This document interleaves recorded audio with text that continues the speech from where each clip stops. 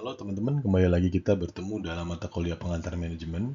Pada kesempatan ini kita akan berbicara atau mendiskusikan tentang chapter 5 yaitu perencanaan manajemen. Di sini perencanaan sangat penting karena perencanaan merupakan salah satu fungsi dari manajemen yang utama. Jadi manajemen itu pertamanya itu adalah kita merencanakan sebelum kita mendelegasikan, melakukan dan mengawasi atau mengontrol. Jadi teman-teman pada kesempatan ini kita belajar tentang eh, perencanaan dari manajemen dan sebelumnya kita juga harus mempelajari tentang apa tujuan pembelajaran yang kita harus ketahui. Jadi teman-teman dalam mempelajari topik ini, teman-teman diharapkan untuk mengerti 5 poin utama yang akan diangkat. Pertama, pengertian dan fungsi perencanaan. Apa saja pengertian dan fungsi dari perencanaan ini? Jadi pengertiannya apa? Apa yang fungsinya, kegunaan dari perencanaan ini apa? Kemudian tantangan perencanaan. Jadi perencanaan ini dalam merencanakan seperti yang kita tahu memiliki hal-hal yang menantang. Jadi bisa menghambat, bisa memperlambat proses perencanaan. Jadi apa saja yang menjadi tantangan. Kemudian keuntungan dari perencanaan ini apa? Jadi benefit apa yang kita lakukan, kita dapatkan ketika kita melakukan perencanaan. Jadi perencanaan ini adalah sesuatu yang ya, fungsi dari manajemen, tapi apa keuntungan yang bisa kita dapatkan. Kemudian kelemahan dari perencanaan ini apa saja? Karena perencanaan ini memiliki kelemahan dan memiliki hal-hal yang yang tidak bisa kita eh, ketahui ya. Jadi tidak hanya keuntungan tapi kelemahan juga kita harus mendeteksi kelemahan-kelemahan dalam kita melakukan perencanaan. Kemudian hubungan dari tujuan dan rencana. Karena tujuan dan rencana ini adalah dua hal yang begitu berkaitan, teman-teman. Jadi perlu sangat penting untuk dibahas. Jadi secara umum kita membahas 5 poin utama daripada perencanaan manajemen. Ini adalah hal-hal yang sangat penting yang teman-teman harus ketahui. Jadi di sini kita berbicara tentang pengertian dan fungsi perencanaan, teman-teman. Jadi perencanaan ini merupakan proses penentuan tujuan kinerja dan menentukan apa yang harus dilakukan untuk mencapai tujuan tersebut. Jadi apa yang harus dilakukan? Jadi apa yang harus dilakukan eh, mencapai tujuan tersebut, tapi kita sudah tentukan. Jadi sebelum kita lakukan, kita tentukan dulu ya. Seperti kita merencanakan segala hal kan. Tapi dalam organisasi, hal yang perlu diperhatikan adalah tujuan kinerjanya. Jadi ketika kita melakukan segala proses dalam manajemen, apa tujuannya? Ini akan menghasilkan apa? Ini akan menghasilkan apa? Tolak ukur kinerjanya berapa? Jadi misalnya perencanaan penjualan dalam berapa tahun ke depan, berapa kuartal ke depan, berapa bulan ke depan, berapa yang kita harapkan akan tercapai, berapa sales yang akan, berapa penjualan yang akan kita harapkan tercapai. Jadi semua itu direncanakan berdasarkan tujuan yang jelas. Suatu rencana adalah serangkaian tindakan mencapai tujuan-tujuan penting. Nah, tujuan-tujuan penting itu sudah rasanya cukup jelas teman-teman, bahwa tujuan-tujuan penting itu adalah hal-hal yang berkaitan tentang dengan uh, bisnis atau organisasi. Tidak seperti perencanaan secara umum ya, karena perencanaan secara umum itu bergantung tentang kebutuhan kita secara pribadi. Tapi kalau dalam organisasi, rangkaian tindakan dalam mencapai tujuan penting. Jadi tujuan penting itu adalah misalnya tujuan pengembangan bisnis, pengembangan organisasi. Jadi semua tujuan yang penting untuk organisasi. Tapi ingat bahwa rencana itu bukanlah hal yang begitu saja.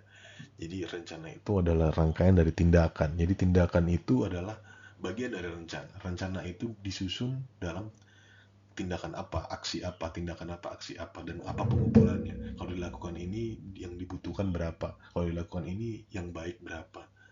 Jadi rangkaian tindakan.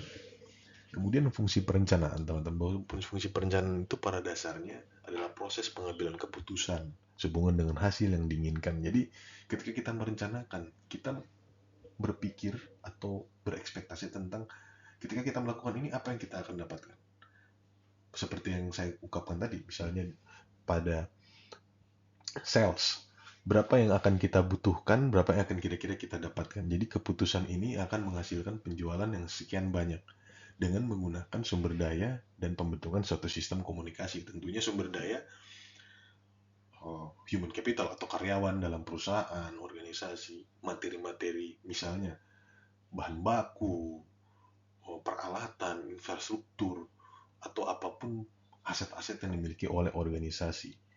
Jadi perencanaan itu kita mengambil keputusan dengan hasil yang diinginkan. Jadi kita harapkan apa yang kita inginkan, dan apa yang langkah-langkah yang akan kita tempuh. Jadi perencanaan ini memungkinkan pelaporan dan pengendalian hasil, karena teman-teman kalau tidak direncanakan bagaimana kita akan melaporkan hasil kan? Bagaimana kita mau mengontrol hasilnya sudah sampai di mana, ya kan? Jadi seperti kita mengontrol aktivitas produksi kita ketika kita merencanakan produksi misalnya 100 unit untuk hari ini. Jika kita tidak membuat perencanaan, maka kita akan susah mengukur apa tolak ukurnya, apa angka normalnya. Jadi kita harus lakukan perencanaan. Jadi ketika kita mendapatkan hasil akhir, kita bisa bandingkan apa yang kita rencanakan dan aktualisasinya berapa. Nah, dari sini kita bisa dapat data untuk melakukan perencanaan ke depannya. Jadi saya rasa teman-teman sudah paham apa pentingnya perencanaan dalam manajemen. Jadi kita bisa jadi perencanaan ini sangat penting dan sangat substansial. Nah, berbicara tentang tantangan perencanaan dalam manajemen, seperti yang dikatakan tadi bahwa tantangan itu tidak hanya dalam hal-hal eksternal ya teman-teman, tapi perencanaan sebagai sebuah hal internal itu yang dilakukan manajemen itu ada tantangan. Keterkaitannya dengan ini yaitu kondisi sekarang ini menghadapi tekanan dari berbagai macam sumber, misalnya eksternal dari pemerintah, teknologi yang kompleks, ekonomi global yang tidak pasti, tingginya biaya investasi ini mempengaruhi bagaimana manajemen merencanakan. Kemudian secara internal, organisasi ini harus bekerja secara efisien, pengaturan struktur baru, pengaturan kerja. Jadi perencanaan ini seringkali kita sudah merencanakan sebagai manajer apa langkah tindakan yang akan kita lakukan. Tapi seringkali perencanaan itu bisa bisa berubah-ubah karena apa yang kita rencanakan tidak selalu sesuai dengan kenyataan yang ada. Nah, inilah dua faktor ini yang bisa membuat tantangan. Misalnya kita sudah rencanakan untuk 5 tahun ke depan, 4 tahun ke depan, 3 tahun ke depan, tapi pemerintah mengeluarkan misalnya undang-undang yang merubah misalnya harga minyak atau harga ekspor minyak atau harga bahan bakar, tentunya berpengaruh pada cost kita kan, atau tingginya biaya investasi dalam tenaga kerja, misalnya kenaikan gaji, standar gaji, itu tentunya menambah cost bagi bisnis kita.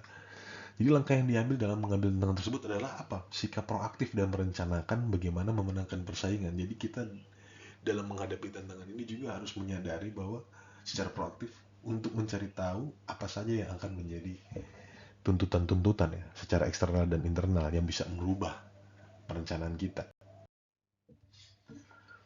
Secara keuntungan, perencanaan ini memiliki juga hal-hal positif. Jadi ketika kita melakukan perencanaan, perusahaan melakukan perencanaan itu perusahaan itu bisa memiliki fokus dan fleksibilitas. Nah, bandingkan jika perusahaan tidak memiliki perencanaan ya, organisasi tidak memiliki perencanaan, otomatis tidak akan fokus karena dia tidak tahu langkah-langkah apa yang akan dilakukan, tidak tahu apa hasil yang akan diinginkan. Sehingga ketika dia melakukan aktivitas bisnis dan sudah selesai, dia tidak tahu pengukurannya.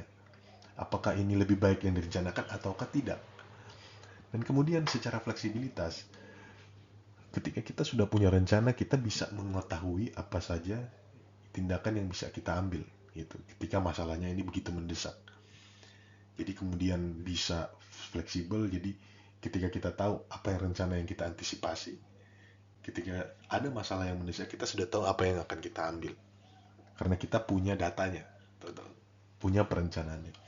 Kemudian koordinasi. Koordinasi ini penting karena dalam organisasi itu banyak sekali bagian, banyak sekali orang.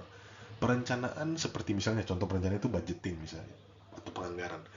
Penganggaran itu sebagai bentuk sebuah rencana mengkoordinasi bagian-bagian dalam bisnis sehingga bisa dalam satu perspektif yang sama. Jadi mereka bisa mengerti bahwa kemudian ketika dilakukan divisi marketing melakukan ini berkoordinasi dengan finance melakukan ini berkoordinasi dengan purchasing dan lain-lain. Pengawasan dan manajemen waktu tentunya sudah sangat jelas karena kalau tidak ada perencanaan bagaimana cara mengawasnya. Manajemen waktu yaitu ketika kita merencanakan waktu, kita akan mengetahui berapa banyak resource waktu atau sumber daya waktu yang akan dibutuhkan untuk menyelesaikan pekerjaan atau langkah-langkah yang ada. Nah, di sini ada beberapa kelemahan perencanaan, teman-teman. Artinya perencanaan ini bisa saja menunda kegiatan, atau yang tercakup dalam perencanaan ini bisa berlebihan, jadi tidak sesuai dengan kondisi nyata. Itu hubungannya dengan tadi tantangan bahwa seringkali kondisi itu berubah. Kemudian perencanaan itu menunda kegiatan ya, karena perencanaan membutuhkan proses yang cukup panjang, yang harus ya bisa terlalu lama sehingga menunda proses-proses yang lainnya. Perencanaan mungkin bisa terlalu membatasi manajemen, jadi perencanaan ini bisa membatasi inisiatif dan inovasi karena semua sudah baku direncanakan. Jadi semua itu bisa saja ya mengganggu ya. Artinya eh, ketika mau inisiatif tertentu, mau berpikir di luar kotak, out of the box, tidak bisa karena rencananya sudah demikian. Kadang-kadang hasil yang paling baik didapatkan dengan penyelesaian situasi individual. Nah, itu berhubungan dengan poin sebelumnya. Jadi spontanitas atau improvisasi. Jadi seringkali perencanaan menghalangi kita untuk menyelesaikan situasi secara impromptu atau secara individual, secara spontan. Kadang-kadang solusi kreatif justru solusi-solusi yang baik, yang berdeviasi atau berubah dari rencana awal. Kemudian ada rencana-rencana yang juga diikuti dengan cara tidak konsisten. Tujuan dan rencana, teman-teman, ini hal yang penting. Karena tujuan dan rencana ini penting hubungannya. Dimana tujuan ini merupakan keadaan masa depan yang akan diwujudkan kan. Jadi apa yang akan diperoleh oleh organisasi. Jadi rencana ini berfungsi sebagai cetak biru atau blueprint. Langkah-langkah yang kita lakukan step by step, mempertimbangkan alokasi sumber daya, jadwal, dan tindakan lain seperti koordinasi untuk mencapai tujuan. Jadi ketika kita mencapai tujuan dalam organisasi, kita membutuhkan rencana. Ketika kita membuat rencana itu sudah pasti memiliki tujuan. Jadi perencanaan itu adalah menentukan tujuan organisasi dan sarana untuk mencapainya. Merupakan fungsi manajemen yang mendasar dan paling kontroversial karena memiliki tantangan, memiliki kelemahan sekalipun ada kelebihan. Di sini ada jenis-jenis rencana, teman-teman. Bisa dilihat bahwa semakin ke atas semakin menggambarkan hierarki daripada organisasi. Jadi semakin di atas semakin strategis. Kemudian ada tujuan rencana strategis manajemen senior, ada tujuan rencana taktis manajemen menengah, dan rencana operasional manajemen bawah. Jadi seperti yang sudah dijelaskan beberapa materi sebelumnya, bahwa manajemen itu terdiri atas 3 lapis. Jadi masing-masing mereka memiliki tujuan dan rencana yang berbeda-beda.